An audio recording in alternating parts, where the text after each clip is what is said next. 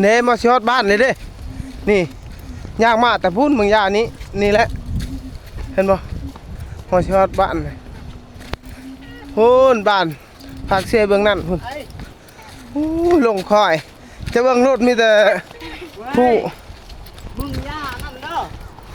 มีแต่ผู้กำก้ามเห็นบ่นี่ห้ามเห็นบ่นี่เห็นบ่นี่บ่มีย่างห้ามแต่นี่มีแต่หมูโอ้ยลำบากขนาดเนาะพูนบ้านหั่นบ้านกับบ้านน้อยๆซ้ำผักเสียเบื้องนั่นอีกมาฮอดจุดนั้นอีกเห็นบ่นี่โอ้ทางลำบากแท้บัดนี้ไปแยกทางอีกนี่เห็นบ่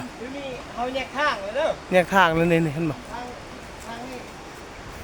โอ้เห็นบ่นี่